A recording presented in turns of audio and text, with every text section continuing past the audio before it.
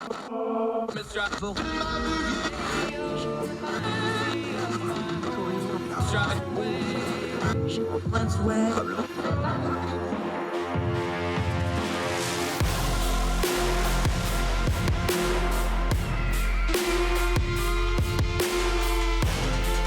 your host, Andrew Donaldson. This is Heard Tell. It's Heard Tell, Wednesday, January the 12th, year of our Lord 2022. So glad you're with us today. Plenty going on. M. Carpenter's going to join us, going to talk a little true crime with our lawyer friend, going to talk a little bit about the exodus of Democratic Congress critters. Turn down the noise on that. Going to talk some COVID, going to talk some other things as well in the program, including a fun little nugget to end the show about goldfish driving. Yes, really, that's not a metaphor for your blind aunt that took the car out that's not supposed to drive. They literally let a goldfish drive. But first, let's talk about something a little more pertinent. Running theme on the show, turning down the noise of the news cycle. AP Today, new poll. Inflation up, virus down as priorities in a new poll. Heading into the crucial midterm election year, the AP says the top political concerns of Americans are shifting in ways that suggest Democrats face considerable challenges to maintain their control of Congress. A poll from the Associated Press, Nork Center for Public Affairs Research, shows that the management of the coronavirus pandemic, once an issue that strongly favored President Joe Biden and his fellow Democrats, is beginning to recede in the minds of Americans. COVID-19 is increasingly overshadowed by concerns about the economy and personal finances, particularly inflation, which are topics that could lift Republicans. Just 37% of Americans named the virus as one of their top 5 priorities for the government to work on in 2022, compared to 53% who said it was a leading priority at the same time a year ago. The economy outpaced the pandemic in the open-ended questions, with 68% of respondents mentioning it in some way as top 2022 concern. A similar percentage said that the same last year, but mentions of inflation are much higher, 14% higher this year, compared with less than 1% last year. Consumer prices jumped 6.8% for the 12-month ending in November, a nearly 4-decade high. Meanwhile, roughly twice as many Americans now mention their household finances, namely the cost of living, as a governmental priority, 24% versus 12% last year. The poll was conducted in early December when worries about the vaccine were rising. The virus, were rising as Omicron took hold across the country, but before it sparked record caseloads, overwhelming test sites and hospitals, and upended holiday travel. Still, it recently follow-up interviews with participants, including self-identified Democrats. Many say those developments didn't shake their views. And there's a nice large graphic here in the AP. COVID at 37%, the economy at 68%. The other highly ranked ones are immigration, other healthcare, meaning non-COVID healthcare issues, politics, personal finance, cost of living, gun issues, climate change in the environment, foreign policy. These are all in the 20s now. Education is at 19%, and racism and racial equality is down at 15%. That sentiment reflects the challenge for Democrats at the onset of the election year. The party won the White House and control of Congress in 2020, with pledges to manage the pandemic more competently than the Trump administration. Let's stop right here for a second. Joe Biden didn't promise to manage it more competently. He openly and braggedly said he was going to end it. That was foolish because he has very little control over it. But that's what he said. He said, we're going to crush the virus. We're going to end the virus. He used very big rhetoric about what he was going to do to the virus compared to the implied incompetence of Donald Trump, his predecessor. And now they're walking it back. That's just the reality of where we're at on this. Moving back to the piece, administration officials acknowledge that the public is growing increasingly weary of COVID-19. Pandemic fatigue is real, and all of us feel it at some point. Surgeon General Vivek Murthy said in an interview, as a doctor, I certainly seen it with my patients over the years. When you get tired and beaten down by health problems, whether it's a personal health problem or a broader public health challenge, it can lead to disengagement. The White House says COVID-19's waning as a preeminent concern actually underscores its success in rolling out preventative measures, including vaccines. It argues the economic jitters now are exacerbated by the pandemic that will eventually ease. Still, with Democrats likely struggling to campaign on the idea that they've now defeated the virus, The other issues gaining attention among voters pose more immediate political headaches. The article continues, but we've got what we need here. Folks, the truth is the president of the United States cannot control a virus. He can promote policies, he can set an agenda, he can lead on things, but the president never had any control over a virus, neither did the last one. Now, both men, Donald Trump and Joe Biden, did some things for the virus and made a lot of mistakes. Both of them did. We did get the vaccines under President Trump. That's a good thing. That was good for him. He was horrific in his messaging and trying to lay out the things that need to be done public health wise. Joe Biden came into office promising to crush this virus, and his administration at best has been horrible on messaging. They can't stay on it. They don't know how to do it consistently, and they've had some obstacles. They've had two major variants in Delta and Omicron, and there's not a lot they can do about it. But the problem is when you set yourself up as being the people that are going to crush something that you have no ability to crush, you always wind up looking silly. It was their own fault. They needed the weapon and the cudgel to win the election. I understand that, and they want to lead and say, we're going to handle the virus, but they've been in office for a year now, and the results are the results. The testing situation is inexcusable. That also goes back to the last administration, but this administration hasn't done very much about it either. In fact, they've made it worse with this scheme of going through the postal service instead of just getting it in the hands of people that need it.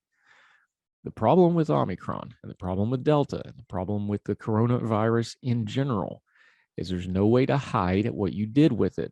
You can't wish it away. It's going to do what it wants to do, and there's not a lot we can do to stop it. We can have vaccines and things like that, but it's still a virus. It doesn't care. It doesn't have political ambitions. It doesn't have Q ratings and poll numbers. It just does what it does, which is try to replicate and mutate all it can. Our leaders, including our president, Biden, and his predecessor, Donald Trump, have to try to use these things for political means. We know that. We're all grown-ups. We're all adults. The problem is this isn't a political problem. It's causing political problems, but it's a public health issue. And it's not going to go away just because the politics say so, just because the campaign promise said so. The Biden administration is learning the hard way that these viruses don't care, and you can't control them. And you should have never said that you could to start with, or at least implied it in your wordy word trying to get office. Again, we've said it over and over again on this program. A little humility would have went a long way. I understand that doesn't play well to fundraising and numbers, but that's the truth. The administration seems to be latently learning that it needs to have some humility and say, we're all going to have to learn how to live with this thing. And that seems to be the tack they're taking. They're going to get a lot of criticism for that, and they deserve it. It's their own fault. I don't care what political party you are. Everybody could have done better with this thing. Everybody can do better going forward. And it's better for everybody to just admit that now and not try to slam it into ongoing political issues.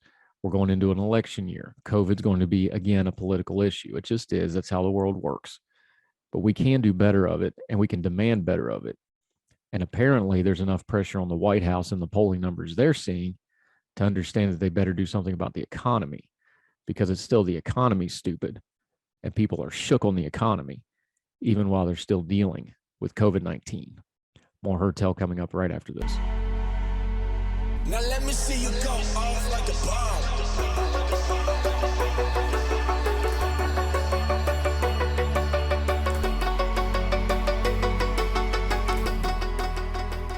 Oh, welcome back to Herd Tell. We know 2022 is an election year. We know the midterms are going to be one of the dominant topics of discussion in news and politics and culture for almost all of this year, since the election will be in November, and God forbid, probably longer if we have any runoffs or anything like that. But there is a narrative forming, and it's one we need to talk about, one we need to turn down the noise on a little bit. There's a headline, this particular representative, Ed Perlmutter, who is a representative out of Colorado, becomes the 26th House Democrat to announce he will not seek re-election. Now, that number by itself sounds big. 26 of them are not going to run for re-election. There's a couple things that go into this despite the narratives. One is, yes, it is expected that unless they shoot themselves in the foot, which you can never discount because we are talking about the Republican Party here. They have an ability to snatch defeat from the jaws of victory, and they may do so, but cyclically, historically, the Republicans should have a very good year in 2022 unless they completely just have self-inflicted gunshot wounds and destroy it for themselves. Midterm elections against a sitting president, especially one with the trifecta of power, having the House, the Senate, and the White House for one party, usually don't do real well. Usually there's a correction. So it is not unusual to think that the Democratic Party is kind of battening down the hatches and understanding they're going to lose seats. This is also a redistricting year. We're going to be talking about that on the program soon. We've already talked about it with some other folks. We'll get into that at another time. Redistricting, gerrymandering. One person's redistricting is another person's gerrymandering. Gerrymandering is bad. Redistricting good. It depends on which side you're on. It's a messy issue. We're going to talk about it a lot this year, but let's set that aside for just a second. There is some redistricting involved here because some of these districts are getting changed. That changes the composite, changes the ability of these people to fundraise and run in them. Some of these representatives just don't want to fool with the hassle of running in a new district or in a redrawn district. That's understandable. Some of them have been, of course, because there are partisan politics involved, they're being drawn out of their district, quote unquote. Their district is changed from leaning one way to leaning another way, or it changes their ability to run in it. So some of that is going on. There is also, though, something that is just on a practical matter. A lot of these representatives just don't want to fool around with being in the minority. Being a member of Congress is a bit of a grind. Now, let's understand we're not talking about factory work and digging here. These are still highly pampered people that live privileged lives. However, for folks in that stratosphere who have other interests going on, unless they're planning on making a 20 or 30-year career out of Congress, if you're a couple terms or you're at the end of your term or you've been there a few years and frustrated, being in the minority is no fun. You don't have a lot of power. You're always fighting uphill. You're not getting a lot of things done. That's a major dynamic to what's going on right now. A lot of these reps, Representative Perlmutter, for example, here is 68. He probably has some other things he wants to do at this stage of his life, and he just says, heck with it. It ain't worth it. I'm going to go do something fun because this is going to be a madhouse for 2-3 years. Remember, too, our members of Congress run for reelection every 2 years, which means really they're constantly running without almost any respite at all. We were kind of joking. We talked all last year about when the Biden administration came into office, how small the window is. One of the reasons that window is so small is because the House has to run for election every 2 years, which means they're running 18 months out of those 2 years. They're seeking office or just getting settled into office. You've only got about a 6 to 9 month window where they actually legislate. We just saw this with quite clear intent in 2021, where Build Back Better struggled. The infrastructure package took almost all year. We're seeing it again with voting rights and things like this. It's hard to pass legislation in a highly polarized Congress, in a highly split Congress. And a lot of these Congress critters are just deciding it ain't worth it. They have more lucrative opportunities elsewhere, and they're throwing up their hands. So this number is going to go up. It's 26 right now. Democratic members that are not seeking reelection. They call it retiring for some weird reason. I don't really like that term, but things are changing in the Congress. It looks like the Republicans are going to have a good year in 2022, and quite a few of the Democratic friends, they just don't want to fool with it. So yes, there's an accident. Yes, there's a story there, but keep it in perspective. There's historical and cyclical forces at work here beyond just the fact that the Republicans are expected to do well in 2022. We're going to cover this story all year long. It's going to be a dominated story. We always want to keep perspective on it. We want to keep the bigger picture view of it and not just get wrapped up in the horse race aspect of it, because we'll lose our perspective on the goings on of our Congress critters up in DC. We give them a very hard time, but they do have a job to do, and we need to hold them accountable, and we need to pay attention to what they're doing. More Heard Tell right after this.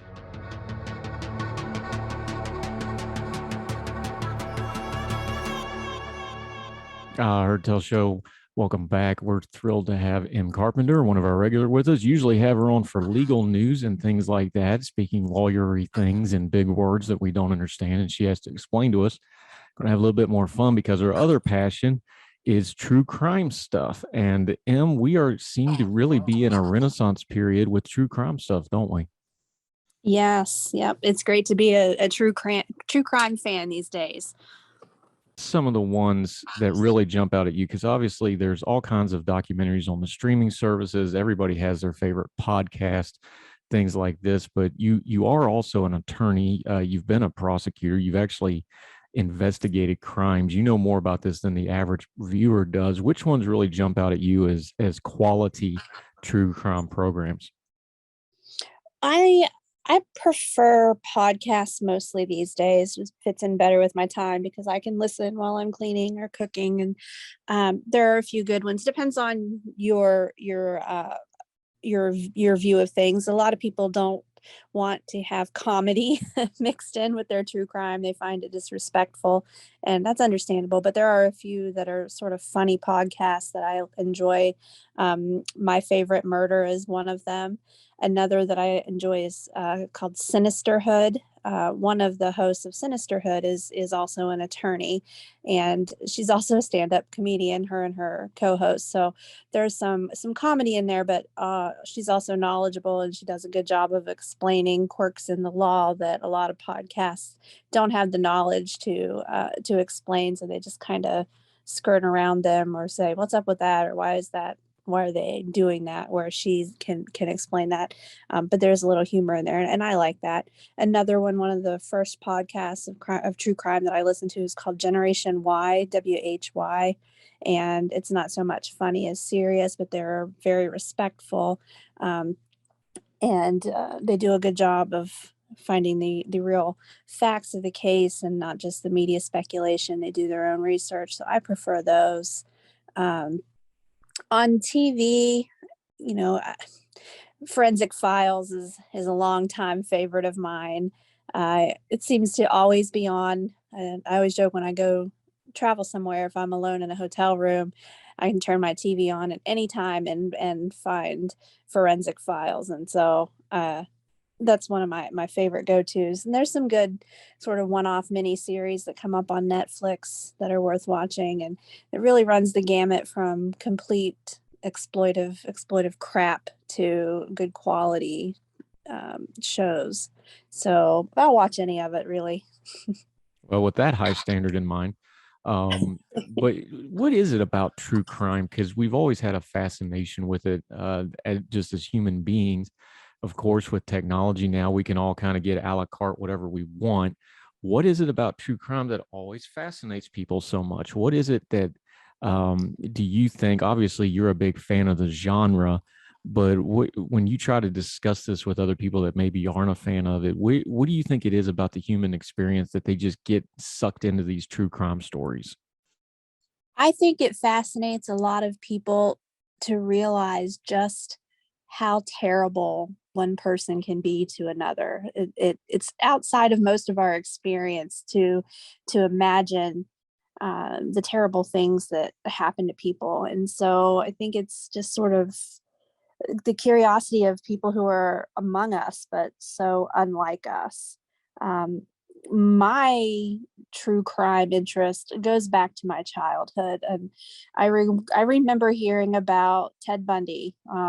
And this was when I was maybe 5 or 6 years old, because that was the early '80s, right? So, but I remember hearing about it. I don't know if my mom was talking about it or if I had read about it, because I did read newspapers and things even at that age, because was a weird child. But I recall, it's very cringy to think about now, but I remember my first grade teacher asking all of us in the class if we would, what we would do to make the world a better place. What change would we make in the world? And when it was my turn, I said, executing Ted Bundy, which was probably an odd thing for my teacher to hear out of her first grader. So my fascination goes way back. And so I don't really know what started it, other than just maybe the same thing where people enjoy scary movies, something that scares them. It's just that these are real life monsters and real life bad guys. Yeah, talking to M. Carpenter, who is a real life attorney, but likes to stay at a Holiday Inn last night and solve crimes through her TV, like just about everybody else these days.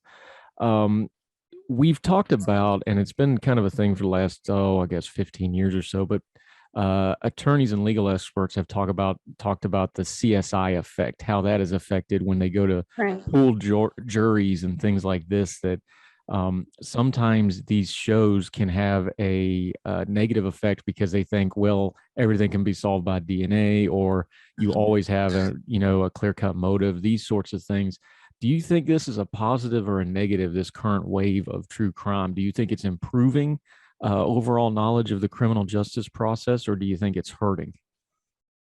I think it's improving in some ways. I do. I think that people are becoming more educated. Now, as an attorney, depending on which side of the courtroom you're on and the strength of your case, an educated jury is a good thing or a bad thing.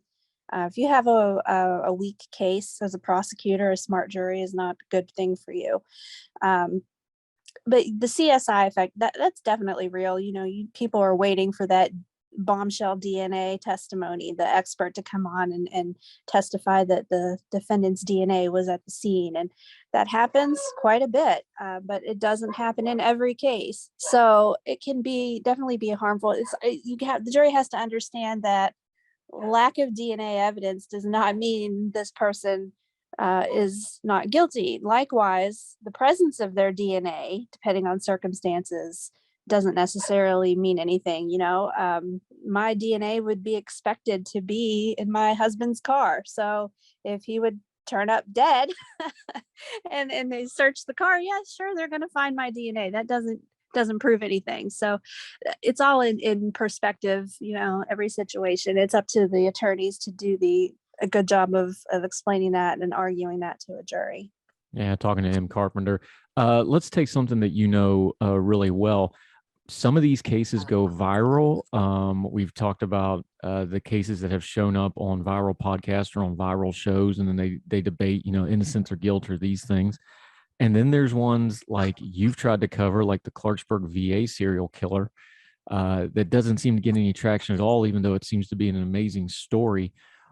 Talk about it from your end as a content creator, because you're also a writer. You're not just an attorney. You're a senior editor at Ordinary Times. You do great writing every week. Talk about it from that end of when you get a true crime story that needs to be told, like this VA one, and it just doesn't seem to get the traction you think it should. Talk about it from that angle. Sure. I think there's a lot of it has to do with victimology, which is a real word used by criminologists. The type of victim has a lot to do with how much coverage a case gets. Unfortunately, we saw that, over the summer with Gabby Petito, which was contrasted beautifully on your show with Molly McCluskey, talking about the indigenous women and indigenous people that have gone missing and have not been covered by our media. So, and in the VA case, it was elderly men.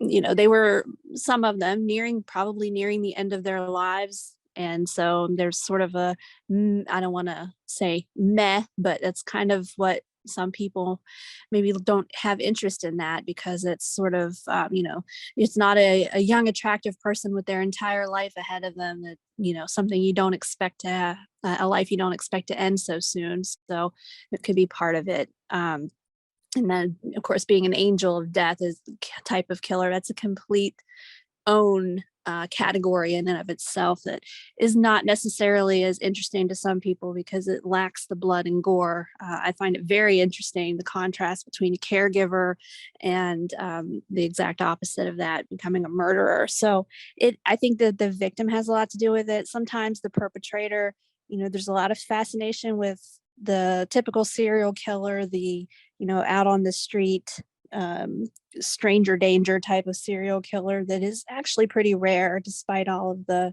publicity that they get.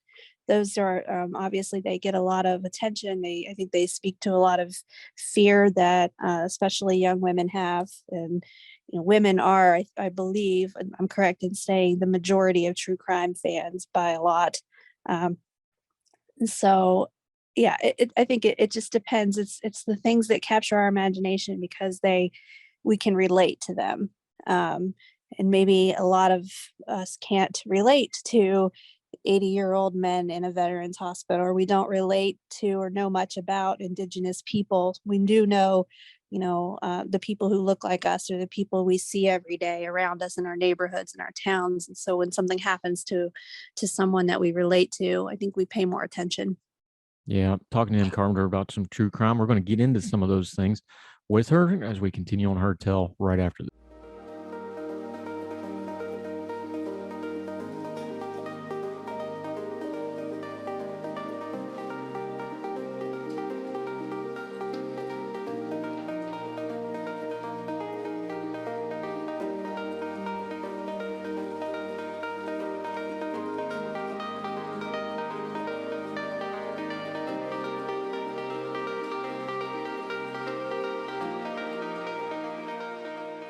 And we're back with M. Carpenter, our legal eagle. She's usually here to talk about the Supreme Court or a past law or something like that. But today we're talking about her personal passion for true crime and the gory details, as it were. Why is it, you mentioned that women are predominantly kind of the demographic for a lot of this. Why is it? It's not just the stories, obviously. It's not just, a demographic when they develop the TV series for these things. Why do you think it is? You is one, I isn't, obviously. What is it about women and the true crime genre, do you think? I think a lot of it has to do with being protective of oneself. I think there's a feeling that if we know more about it, if we know what's out there, we can protect ourselves from it. And I think that might be part of it for me anyway. I guess I can only speak for myself, but I always feel empowered by knowledge. The more I know, the better I feel, the safer I feel. It may be a false sense of security, but to me, knowing about these things, knowing they're out there, being aware of them, makes me feel like I can do more to keep myself safe. And I can't speak for everyone, but that's part of it for me. And part of it is just morbid fascination, as I spoke about before, just knowing what it can actually happen, the fascination of what a person is able and capable of doing to someone else that I know that I could never fathom doing. Just it's probably a combination of those things, but I think that women just want to know, well, what situations can I avoid, or what can I do to not fall prey? And there's a danger in that, because I think serial killers, for example, there's a lot of serial killers who have preyed on sex workers, and so women might think, well, I'm not a homeless, drug addicted sex worker, so I'm not in danger. So I think that's part of it, is trying to separate ourselves from the type of person who falls victim to these things. Again, that would be a false sense of security. Obviously, it can happen to anyone. So, but that's my theory on why women in particular are drawn to it. What about the ongoing online theory / joke that all true crime watching by women, especially women that are in a relationship, is really just planning ahead and research? No comment. I'm sure your husband will be thrilled to know that. M. Carpenter joining us. You're somewhat outside of the system, even though you're an attorney. You've been a prosecutor. You've done these kind of cases, but you've also been a writer. You're a content creator now. You do shows like mine. What would you tell somebody that has one of these true crime stories, or they know of some kind of a true crime stories, and they want to try to get it some traction? And firsthand, because you've had to both defend and prosecute these cases where the system sometimes don't listen to folks.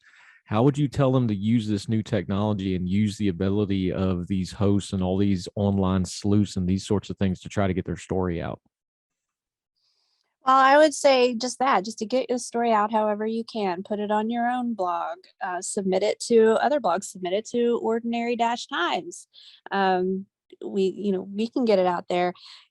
Social media is a big way. There are a lot of podcasters who ask for recommendations of stories they should cover, and they sometimes, some specifically, will look for lesser known stories. There's a really good podcast called The Fall Line, and it focuses on little known cases in the southeastern United States. Some in your area there, North Carolina, they've done series on. So you can tweet at your favorite podcasters or go to their web pages. They may have a submission button. You can put it in there. And especially if you've already written it up, if you've already created an article or something that the podcaster can look at and get the details of, and if you're comfortable doing so, volunteer to be their guest to talk about the case, depending on your level of knowledge. So there are several ways, and I think just using social media to your advantage and being persistent is the best way to go. All right, I'm going to give you the time to do this because I know you've just been chomping at the bit to do it. But you have to explain to us, because some of us don't understand it, what in the world a murderino is. Yeah, that's the first podcast I mentioned, which is called My Favorite Murder. Probably was my favorite for a long time. I even went to watch it live, but the fans of the murder of My Favorite Murder podcast are called the Murderinos. And then there are several, probably hundreds of Facebook groups of murderinos of various stripes. There's the purderinos, there's our cat owners. There's mountain murderinos, West Virginia based. My Favorite Murder fans, I'm in that group as well. And my personal favorite is the lawyerinos, of which I am a member in good standing as the legal minded or legal profession fans of the show. That's my main group. So we're just a community of true crime fans who happen to enjoy that one particular podcast. If you were talking to somebody who was trying, just as a way to kind of wrap up our time with M. Carpenter today, what's kind of the entry drug into true crime? I know people like the detective shows on TV. You mentioned Forensic Files, which is kind of a long-standing one. What would you say the good gateway drug for folks looking to get into the genre is? Well, I think that the true crime documentaries like Forensic Files and Cold Case, things like that, if you can get it, the old City Confidential, those were really good. They're not all necessarily serial killers. There's a lot of just small town crime that is an interesting story that you can get into. So I would start there. And then, if you have a long drive or a boring cleaning or cooking chore coming up, pop one on your podcast. There's a million of them. Just pick one and go with it. I think that you can't go wrong. Throw a rock. And that's M. Carpenter with us today on Heard Tell. Ma'am, thank you so much for your time. Thanks for having me. Thank you.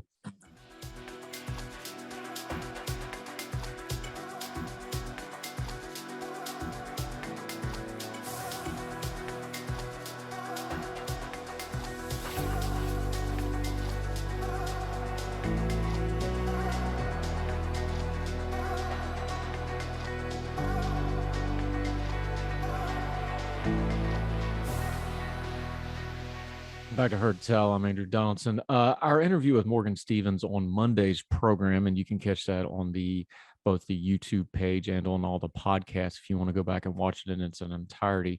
Really struck a nerve. It's the most watched, most shared, most commented episode we've ever done. We knew it was a powerful story when we presented it, but the feedback has been amazing. We got message after message from folks responding to it with very personal things that I wish we could share, but we can't. People that really connected with Morgan's story. So by popular demand, we're going to play another clip from that show, and we want you to hear it. We want you to enjoy it. We want you to find it. This is powerful stuff. It's an important topic. Heard Tell show, Morgan Steffens on the Monday episode. Here's a quick clip from it. And then you had the real fun indignity. I know you talked about that you had been covering it at work, and then you had the indignity of going to the emergency room and having the network you work for reference that, hey, have you watched the show about COVID symptoms? Maybe this is what's wrong with you. Yeah. I debated on whether or not I was going to include that in the piece, because being a CNN employee, I didn't want my colleagues to think that I was saying anything negative about them and their work, because really we've been doing excellent work on covering something that's unprecedented. But it was very strange because it was almost one of those moments where I'm like, are you kidding me? Like, I work for this for this news network, I know that we are only going by what the experts are saying, and you're supposed to be the experts. And so it left me in this place of like, okay, now I definitely know I'm in no man's land, right? I am on an island. And that interaction kind of set the stage for what was going to unfold between me and the medical establishment, I suppose, if you want to say, the next few months. Yeah, and we're going to dig into that with Morgan Steffens as we continue. What that medical establishment did, more importantly, what it didn't do.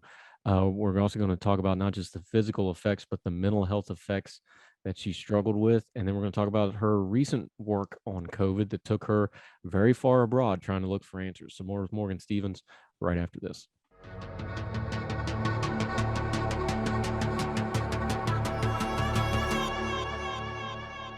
Welcome back to Heard Tell. Continuing with Morgan Steffens, this incredible story of long COVID that she is telling from firsthand experience.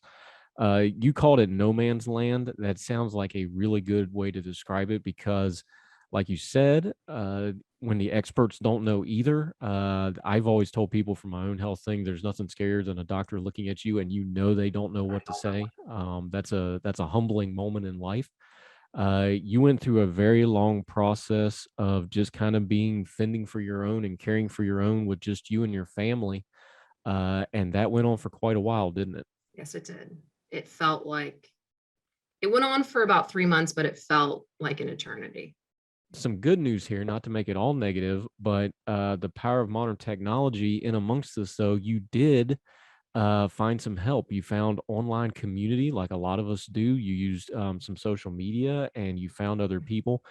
This is something that has been pandemic wide for a lot of reasons, but especially for health patients, folks that were sick and shut in. We used to call them back in the day at church, right? The sick and shut ins.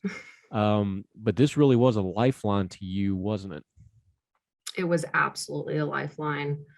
There's 4 things that kept me alive during that time. It was my mom, my dad, my husband, and my support group.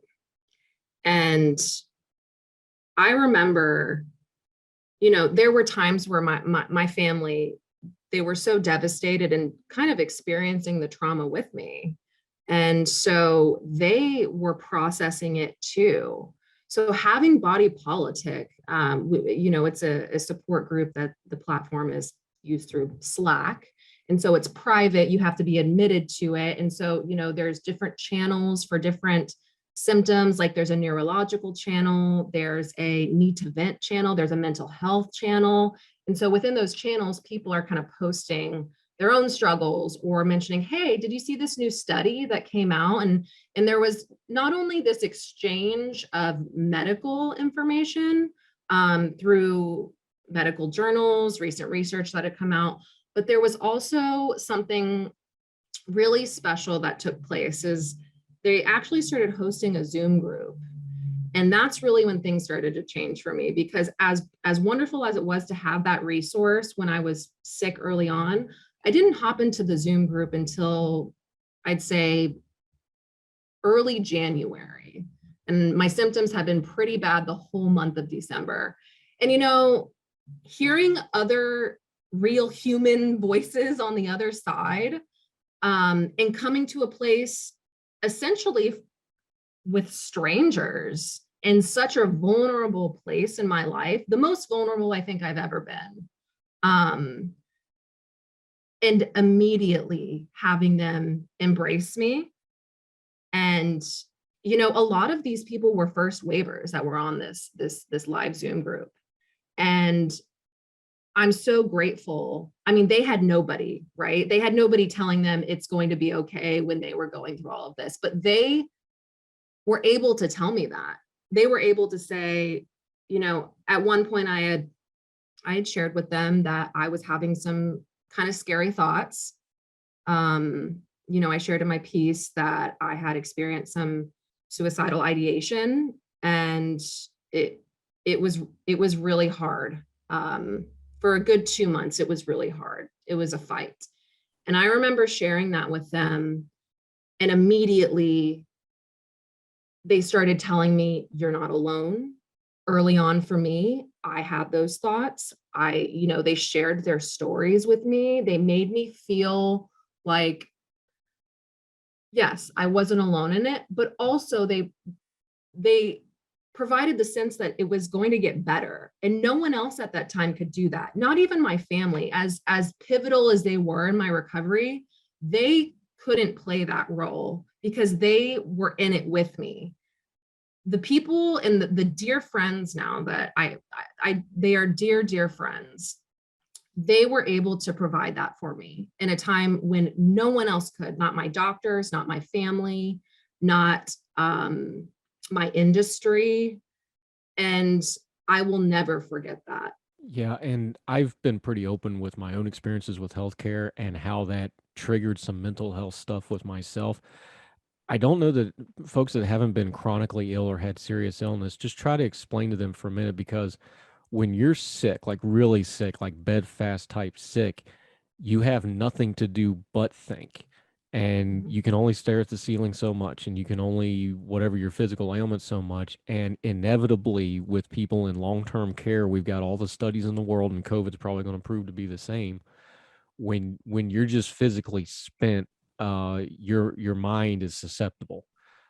Just talk to people for a minute, because people that maybe haven't been chronically ill may not understand. I know I got to where I just couldn't stand seeing the walls anymore. And your world gets so small, it gets dangerous, doesn't it? Yes. So setting aside the physical changes that happened in my brain, let's just talk the circumstance, right? Being sick that long and not having any answers after months, it is incredibly, incredibly isolating. It's also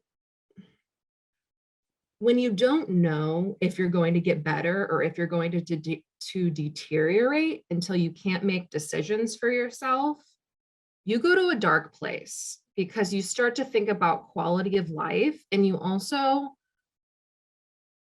for me, I didn't want to, one, be a burden on my family if it was a situation where I was unable to care for myself, I didn't improve, and I couldn't function independently. Two, I didn't want to live that way. I didn't want to not be what made me who I was. I lost my intellect. I lost my personality. I lost my ability. I had no appetite. My ability to take a walk, my ability to communicate, all of these things that bring joy to our lives, that was diminished.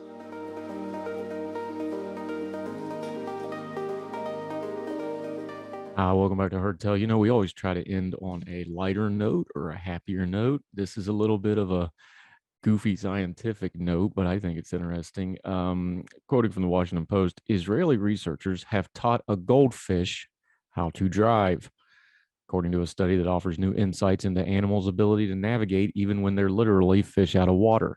For the study, published in the peer-reviewed journal Behavioral Brain Research, the goldfish were trained to use a wheeled platform dubbed a fish operating vehicle. The FOV, if you will, could be driven and have its course changed in reaction to a fish's movement inside a water tank mounted on the platform. Their task was to drive, that's in air quotes, the robotic vehicle towards a target that could be observed through the walls of the fish tank. The vehicle was fitted with LiDAR, short for light detection and ranging. That's the same stuff that's on your car that does the lane detection and swerving and all that fun stuff. A remote sensing technology that uses lasers to collect data on its ground location and the fish's location within the tank. The researchers from Ben Gurion University found the fish were able to move the FOV around unfamiliar environments while reaching the target, quote, regardless of their starting point, all while avoiding dead ends and correcting locational inaccuracies. The goldfish in the tank were placed in a test arena and tasked with driving towards a target. Upon successfully hitting the target, they received a food pellet afterwards. The scientists said that after a few days of training, the fish were able to navigate past obstacles such as walls while eluding efforts to trick them with false targets. Quote, this study hints that the navigational ability is universal rather than specific to the environment. It shows that goldfish have the cognitive ability to learn a complex task in an environment completely unlike the one they have evolved in. The Israeli FOV isn't the world's first fish-driven car. Now, we all know, if you're my age or younger, from the Disney movies, that was Mr. Lipid, but I digress. In 2014, a design lab in the Netherlands mounted a fish tank on a vehicle which came with a webcam. The camera was able to follow the fish and translate their movements into directions for the go-kart. A video demonstrated the prototype showed the vehicle moving in spurts as the fish swam from one side of the tank to the other. Driving experiments have also undertaken using other animals, including rats and reportedly dogs. Navigation is a critical ability for animal survival, and the Israeli researchers say showing that a fish has the cognitive ability to navigate outside of its natural environment, quote, hints at universality in a space is represented across these environments. Driving fish, you can see the video. It's been viral. I actually first saw it on Twitter. This is up at the Washington Post. They have a in-depth little, it looks like a platform built out of an erector set with a couple wheels on it, and it has a little camera on it like you see on other autonomous things, and there's a fish in a fish tank happily swimming along, driving, which makes him better than most of the drivers in my town, but that's another Herd Tell episode for another day. And that'll do it for this episode of Herd Tell. We so greatly appreciate you watching on the YouTube, on the Facebook feed for the Big Talker FM station, listening on the podcasting platforms. The episode we did with Morgan Stevens is the highest watched, listened, and shared and responded to episode we've ever done. That was the one we did for Monday. Cannot thank you all enough. The messages, especially the private ones that I can't share, was amazing. We appreciate those responses. Make sure you're staying in touch with us. Follow us on social media. All of our guests, we always put the little lower third graphic there with their Twitter handle on there. Make sure you're following them. Seek out their stuff when they're writing or commentating. My Twitter handle is always in the intro to the segments at 4 for the Fire. The show's Twitter handle is at Herd Tell Show on the Twitter. You can also email us, herdtellshow@gmail.com. Drop us a line, ask us a question, tell us a topic you want to review us and what we talked about or what a guest talked about. We'd love to hear from you. Keep your bearing, be nice about it. We might even put it on the show and respond to you in that way. Wherever you're getting the program, if you have the option to leave a comment or a rating, that's a really big deal for us because that lets other people know our program is worth checking out. You want to do a little extra help, spend that extra click or two and share us on your social media. Every platform that you watch this on has a share option. Do that, put us on your social media, let people know about Herd Tell. Let them know that there is a place where we're turning down the noise and getting to good information so we can discern our times, trying to make the world a little better place, one good discussion at a time. So wherever you and yours are across the street or around the world, we hope this finds you well. We hope you're well fed. We'll talk to you tomorrow on Herd Tell. All the music on Herd Tell is provided under a Creative Content license from monstercat.com.